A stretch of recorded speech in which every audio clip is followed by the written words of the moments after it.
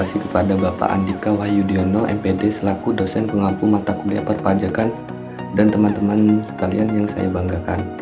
Kami dari kelompok 3 kelas B akan mendiskusikan materi tentang objek pajak dari mata kuliah perpajakan.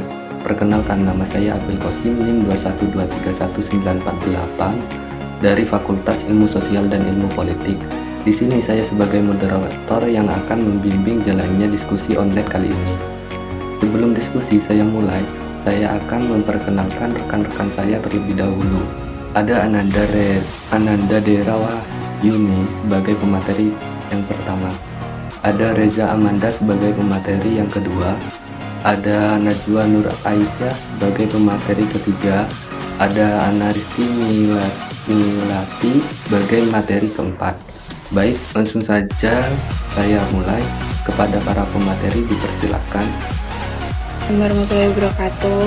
Halo teman-teman, saya di sini dari kelompok 3 dari kelas B akan menjelaskan materi objek pajak dari mata kuliah perpajakan.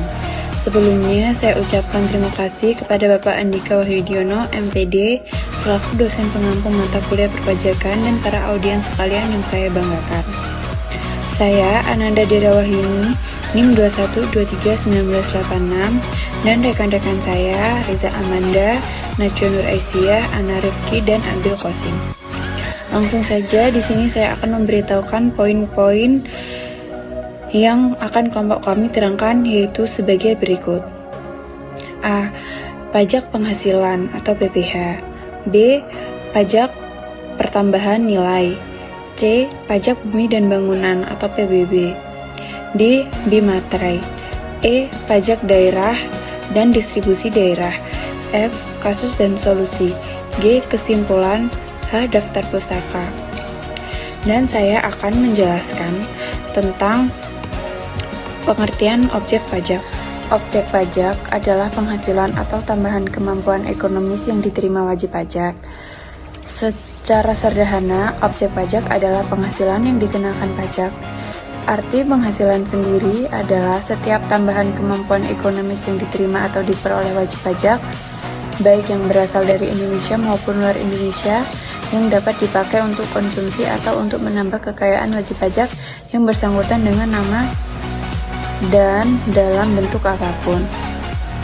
Setelah itu, macam-macam objek pajak, yaitu ada imbalan, hadiah, laba usaha, keuntungan, penerimaan pembayaran pajak, bunga, dividen, royalti, sewa, pembayaran berkala, utang, mata uang asing, dan lain-lain sebagainya. Setelah itu, materi yang selanjutnya akan dijelaskan oleh teman saya. Assalamualaikum warahmatullahi wabarakatuh. Perkenalkan, saya Reza Amanda, NIM 212319922. Di sini saya akan menjelaskan untuk poin yang pertama, yaitu pajak penghasilan atau PPh. PPh adalah pajak yang dikenakan kepada orang pribadi atau badan atas penghasilan yang diterima atau diperoleh dalam 1 tahun pajak. Maka dari itu, pajak penghasilan melekat pada subjeknya dan dikenal dengan istilah pajak subjektif. Ada beberapa jenis PPh yang setidaknya harus diketahui oleh wajib pajak, yaitu beberapa di antaranya. Yang pertama, PPh pasal 21. Jenis pajak ini dikenakan atas segala penghasilan yang dilakukan dengan cara pemotongan pajak penghasilan melalui pemotong pajak PPh pasal 21. Atas pemotongan ini, pihak yang memperoleh penghasilan berhak mendapat bukti potong. Contoh subjek PPh 21 yaitu pegawai, bukan pegawai, penerima pensiun atau pesangon, mantan pekerja, dan peserta kegiatan hingga anggota Dewan Komisaris. Untuk yang kedua, PPh pasal 22 merupakan cicilan PPh pada tahun berjalan. Pada akhir tahun, cicilan ini akan diperhitungkan menjadi kredit pajak PPh badan maupun PPh orang pribadi. PPh pasal 22 dikenakan kepada perdagangan barang yang dianggap menguntungkan. Untuk yang ketiga, PPh pasal 23. Jenis pajak ini dikenakan ketika ada transaksi antara dua pihak, maka pihak penerima penghasilanlah yang dikenakan PPh pasal 23. pihak pemberi penghasilan atau pembeli akan memotong dan melaporkan PPh 23. Pelaporan PPh 23 dilakukan oleh pihak pemotong dengan menyampaikan SPT masa PPh 23. Tarif 23 dikenakan atas nilai dasar pengenaan pajak atau DPP atau jumlah bruto dari penghasilan. Contohnya, tarif 15% dari jumlah bruto atas dividen dan hadiah atau penghargaan. Tarif 2% dari jumlah bruto atas sewa dan penghasilan lain yang berkaitan dengan penggunaan harta. 2% atas imbalan jasa teknik dan jasa konsultan, hingga tarif 2% dari jumlah bruto atas imbalan jasa lainnya. Untuk yang keempat, PPh pasal 25. PPh 25 adalah jenis pembayaran pajak penghasilan dengan sistem pembayaran angsuran, bertujuan untuk meringankan beban wajib pajak dalam pembayaran pajak tahunan. Sanksi keterlambatan PPh 25 adalah pengenaan bunga sebesar 2% per bulan. Untuk yang kelima, PPh pasal 29. PPh pasal 29 adalah PPh kurang bayar yang tercantum dalam SPT tahunan PPh, yaitu sisa dari PPh yang terutang dalam tahun pajak bersangkutan dikurangi kredit PPh. Untuk poin yang kedua, yaitu pajak pertambahan nilai atau PPN.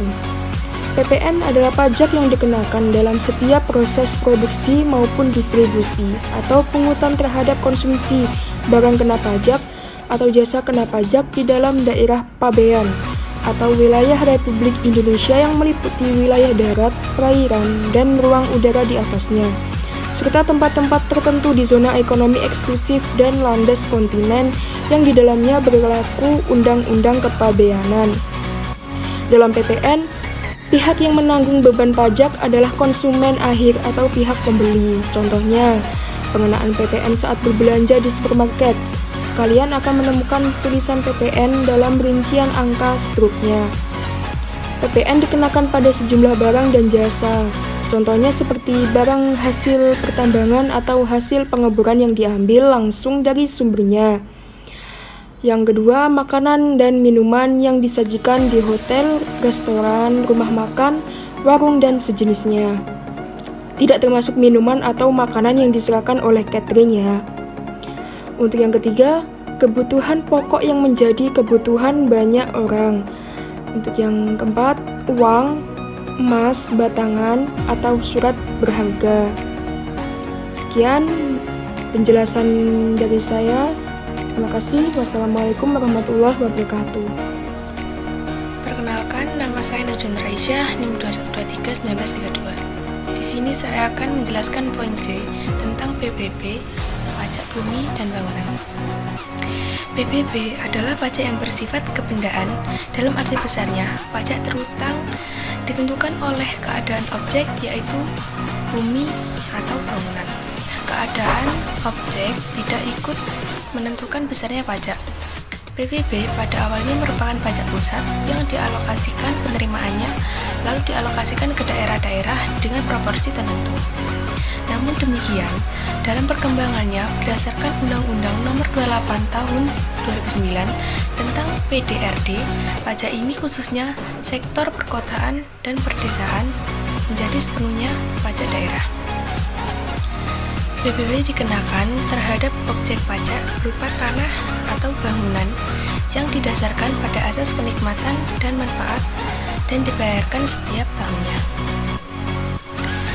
PBB pengenaannya didasarkan pada Undang-Undang Nomor 12 Tahun 1985 tentang pajak bumi dan bangunan sebagaimana telah diubah dengan Undang-Undang Nomor 12 Tahun 1994.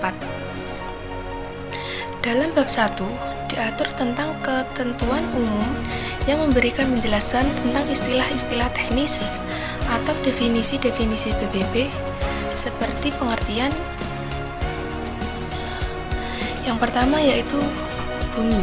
Bumi adalah permukaan bumi dan tubuh bumi yang ada di bawahnya. Pengertian ini berarti bukan hanya tentang permukaan bumi saja, tetapi betul-betul tubuh bumi dari permukaan hingga magma hasil tambang, gas, material yang lainnya. Yang kedua, bangunan. Bangunan adalah konstruksi teknik yang ditanam atau diletakkan secara tetap pada tanah dan atau perairan. Dalam pasal 77 ayat 2 Undang-Undang PDRD disebutkan bahwa yang termasuk ke dalam pengertian bangunan yaitu jalan lingkungan yang terletak dalam suatu kompleks bangunan seperti hotel, pabrik, emplasemennya, dan lain-lainnya yang satu kesatuan dengan kompleks bangunan tersebut.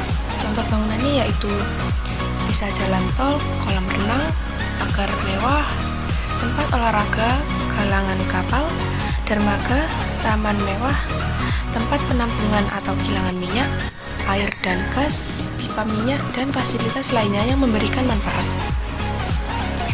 Poin D yaitu biaya materai. Fungsi materai sebagaimana ditegaskan dalam Undang-Undang Nomor 13 Tahun 1985 adalah sebagai pajak atas dokumen yang digunakan masyarakat dalam lalu lintas hukum untuk membuktikan suatu keadaan, kenyataan, dan perbuatan yang bersifat perdata.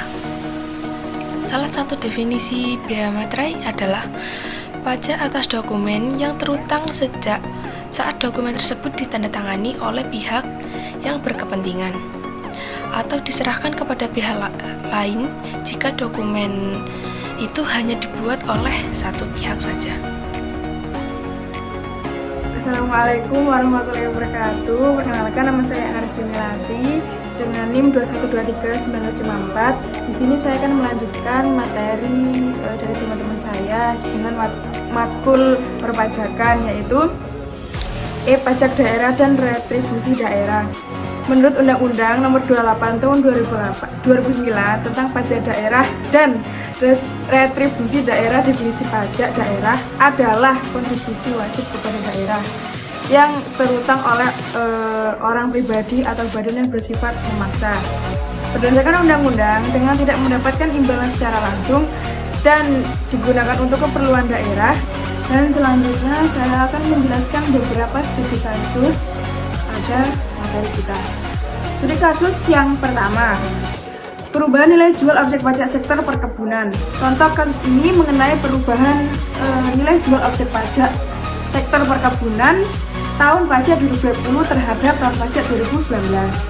Kasus yang kedua, Direktorat Jenderal Pajak DJP menghadapi tantangan dalam mencapai target penerimaan pajak sebesar 1,718 triliun yang merupakan angka yang meningkat sekitar 16% dari target pada 2022. Dan kasus yang ketiga, studi kasus pajak Natura di webinar Pajakku yang bertujuan untuk memberikan pemahaman atas aturan pajak Natura terbaru pada PMK nomor 66 tahun 2023. Dan kasus yang keempat, pemerintah Indonesia mengatur tarif PBB atau tarif pajak bumi dan pembangunan pedesaan dan perkotaan PBB step P2 melalui Undang-Undang Nomor 1 Tahun 2022 tentang hubungan keuangan antara pemerintah pusat dan daerah UU HKPD.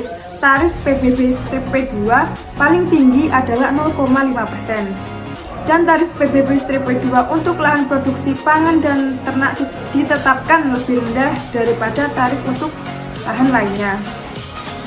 Sedangkan kasus yang kelima, pembuatan faktor pajak yang tidak sah oleh PT First Media (PBK) dan tidak memungut PPN atas jasa internetnya. Baiklah, sekian dari saya, kurang lebihnya mohon maaf. Assalamualaikum warahmatullahi wabarakatuh. Terima kasih kepada para pemateri.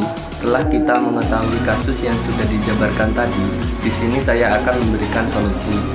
Untuk yang pertama, perubahan nilai jual objek pajak sektor perkebunan yang terjadi karena adanya perubahan dasar peraturan penetapan nilai jual objek pajak NJOP dari PMK 139 PMK 03 2014 menjadi PMK 186 PMK 03 2019.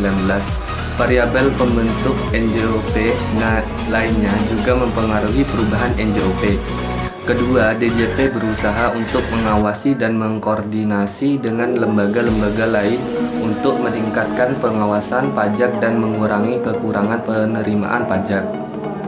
Ketiga, DJP mengambil langkah untuk memperbaiki transparansi dan kepercayaan masyarakat terhadap lembaga pajak, seperti mengatasi kasus-kasus yang mengganggu kepercayaan, seperti kasus Rafael Alun Trisambodo dan transaksi yang janggal. Keempat, solusi penerimaan PBB P2 meliputi berbagai aspek, mulai dari peningkatan sosialisasi dan edukasi masyarakat, mempermudah sistem pembayaran pajak, pelayanan dan pembayaran online, perbaikan validitas dan omset dalam surat pemberitahuan pajak daerah (SPTPD), hingga pengembangan infrastruktur dan fasilitas yang lebih baik.